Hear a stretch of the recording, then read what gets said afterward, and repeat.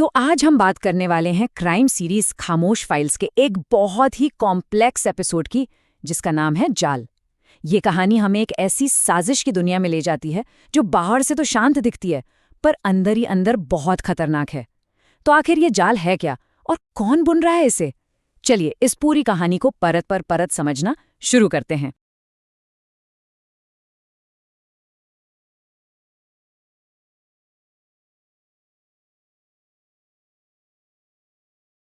Episode की शुरुआत ही इन रहस्यमयी लाइनों से होती है, और ये सिर्फ एक डायलॉग नहीं है, ये पूरे एपिसोड का आप कह सकते हैं निचोड़ है।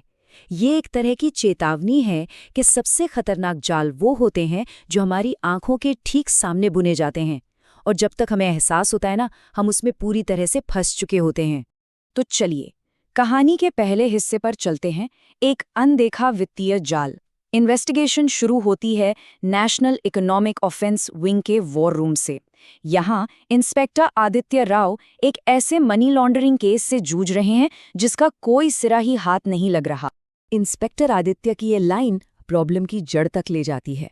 पैसा सिस्टम में है, घूम भी रहा है, लेकिन कहीं रुक ही नहीं रहा। ये इस जाल की पहली लेयर है। पैसों का एक ऐसा चक्रव्यूह जिसे तोड़ना लगभग नामुमकिन सा लग रहा है। तो सवाल यह है कि इस पैसे का असली रास्ता है क्या? तो ये पैसा जा कहाँ रहा था? जरा इस जाल की बनावट को देखिए। ये एक बहुत ही शातिर 5 स्टेप्स की प्रोसेस है। सब कुछ शुरू होता है एक सरकारी कॉन्ट्रैक्ट से। फिर उस पैसे को नकली सप्लायर्स और शेल कंपनियों के जरिए विदेश भेजा जाता है, और फिर आखिर में वही पैसा डोनेशन बनकर एक पॉलिटिकल ट्रस्ट में वापस आ जाता है। मतलब एक परफेक्ट सर्कल जहां पब्लिक का पैसा कानूनी दांवपेच से घूमकर सीधा पावर के गलियारों तक पहुंच रहा था। और यहीं आकर इन्वेस्टिगेशन एक बहुत ही अहम सवाल पर रुक जाती है। क्या ये सिर्फ पैसों का गबन है, जैसा कि अक्सर देखने को मिलता है, या फिर ये पैसा किसी बहुत बड़े और ज्यादा खतरनाक मकसद के लिए फंडिंग का जरिया है? क्या ये सिर्फ एक स्कैम है या किसी बड़ी साजिश की पहली कड़ी? और ठीक तभी केस का जो मेन सस्पेक्ट है, मोहित सूद, वो पूछताछ में ये अजीब सी रहस्यमयी बात कहता है।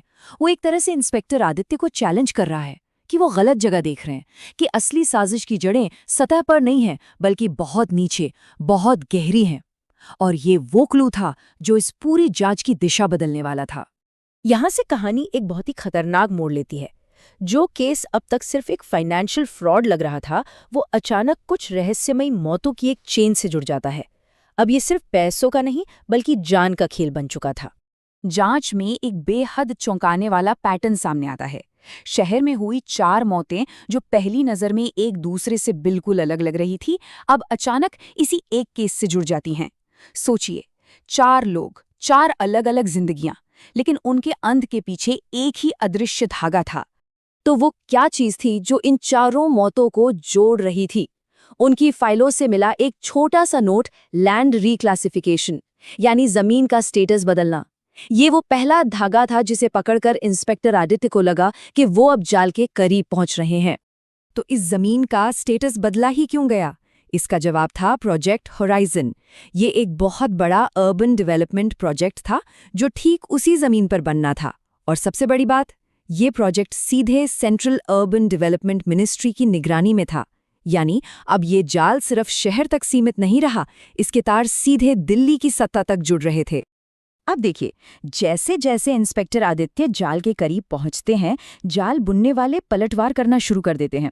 जब साजिश करने वालों को ये एहसास होता है कि कोई उनकी दुनिया में झांक रहा है, तो वो चुप नहीं बैठते, और यहीं से जांच और भी ज्यादा खतरनाक हो जाती है। इंस्पेक्टर आदित्य को एक एन्क्रिप्टेड ईमेल मिलता है।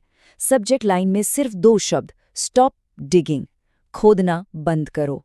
ये एक सीधी बेखौफ धमकी थी, लेकिन हर धमकी की तरह ये इस बात का सबूत भी थी कि आदित्य सही रास्ते पर हैं और जाल के बहुत करीब पहुंच चुके हैं। धमकी वाले ईमेल के साथ एक तस्वीर भी थी, प्रोजेक्ट होराइजन के लॉन्च इवेंट की, और इस एक तस्वीर ने सारे समीकरण बदल कर रख दिए। इसमें मुख्य संदिग्ध मोहित सूद एक ताकतवर सेंट्रल मिनिस्टर के साथ खड़ा था। अब इस बात में कोई शक नहीं रह गया था कि ये जाल कितना ऊंचा और कितना गहरा है।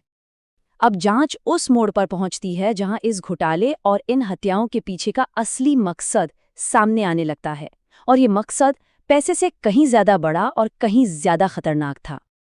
और यही होता है कहानी का सबसे बड़ा खुलासा। जिन 4 लोगों की मौत हुई थी वो कोई आम लोग नहीं थे, वो विसल ब्लोअर थे। ये वो लोग थे जिन्होंने ऑफिशियल रिकॉर्ड्स में प्रोजेक्ट होराइजन में हो रही गड़बड़ियों के खिलाफ अपनी आवाज उठाई थी, अपनी आपत्ति दर्ज की थी।